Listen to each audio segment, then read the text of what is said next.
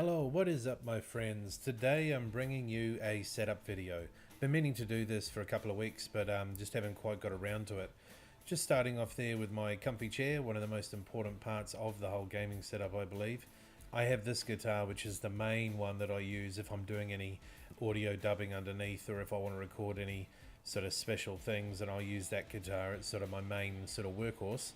Now I've got the 50-inch Panasonic here. Now it's only 720p and we bought it in 2006, so it's quite old. Small collection of games there. I learnt the hard way that holding on to them after you've played them not increase their value at all, so I generally keep a small cache only. The old 360 sitting in the back there, a 4GB slim with the 250GB hard drive. The weird thing about it is it started playing up in the last few months. It says opening, but as you can clearly see, it's not, and the tray is fully in. Not quite sure what's up with that, but it's really annoying because it causes me to dashboard partway through a game. I've got the Elgato Game Capture HD there, the trusty workhorse. It's the main, probably most important part of the whole setup, really. That's what gets everything to the hard drive for you guys. I got 3 controllers. Chrome one I really like the look of. I just thought, wow, this is just really cool. So I got that as a completely standard unmodified controller. This one I've had for a long time.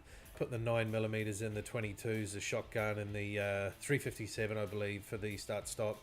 Raise the triggers on the back there with a little stop so that you can not waste time pulling the trigger.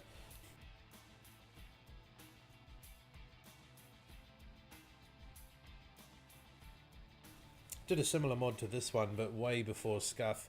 You know, I was putting these buttons on the back here so I don't have to move my thumbs off at all to go prone or to reload, so I'm the drop shot master. And yeah, love it, love it, love it. Never tried a scuff, but I'm sure they're really good. These ones were a replacement. I originally had the Bravos, but these are the Foxtrot, I believe. Completely wireless, rechargeable, which is great.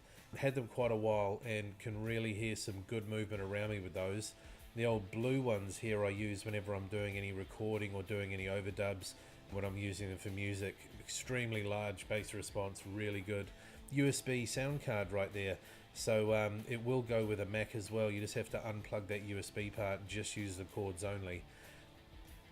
Now across here I've got a Hero 3 GoPro Silver Edition. Now I use that one when I'm recording away from the PC. At the moment I'm currently using a 720p webcam to record this, so yeah, I use that one. I made a hole there because I actually use it as my like my traffic cam in the car. Microphone wise, I have 2. The first one is a true XLR with phantom power supply, and that's running through this Avid Mbox Mini, which is essentially a studio quality external sound card, which is very good, very nice quality piece of kit, which I really enjoy using. It's got a 20 dB gain there, so you can really fine tune that mic in if you need to. Just push it in to activate or release it. I've got the shock mount with this. Currently it's off so that I can sort of show you what it looks like. Usually it is just on a normal sort of musician's tripod stand. This one here I generally use handheld. The good old USB one, just a basic Behringer C1U. Very good USB mic, got very good response, and in fact I'm using that one now for this commentary. No sort of effects or anything on it, just pure straight Behringer mic.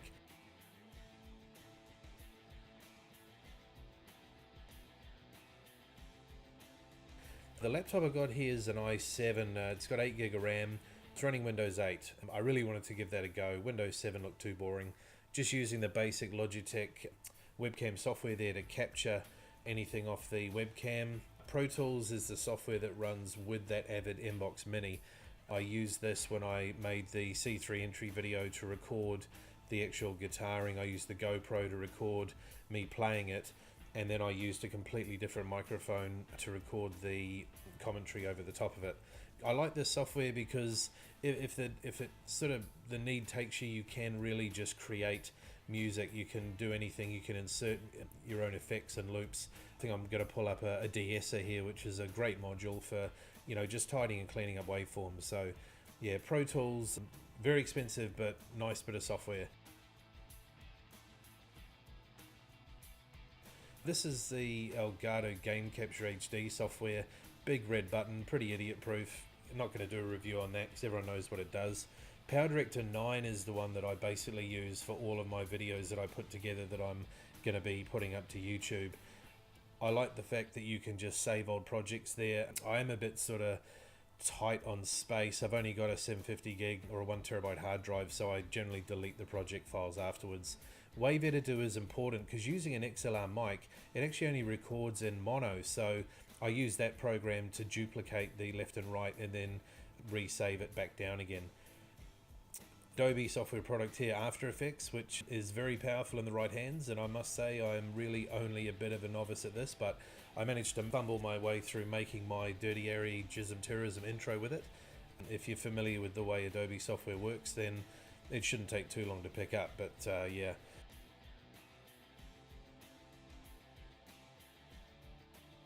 And a little bonus at the end here, this is what I got for Father's Day a little while ago. It's a 4-cylinder, completely fully working model. I really liked it. You build it with a camshaft, you put in the pistons, you put in the valves and the springs and everything, and yeah, you push the button there and it actually runs. It's got a little motor on the bottom left. See the belts running in the front. That's the exhaust side there. You got the sparks going there, the virtual spark plugs. You can see the crankshaft turning and the pistons, and I'm probably the only one in the household that actually gets a kick out of it, but I really like it anyway. It was a great present for my young ones. You even have to adjust the distributor there to actually make it all like timed properly, otherwise the sparks won't spark when they're meant to. That's the intake side, carburetor, and even a dipstick. Okay, well, thanks a lot for watching that, guys, and I hope you enjoyed it. That's my setup, that's my equipment, that's how I do what I do. Catch you on the next one. See you.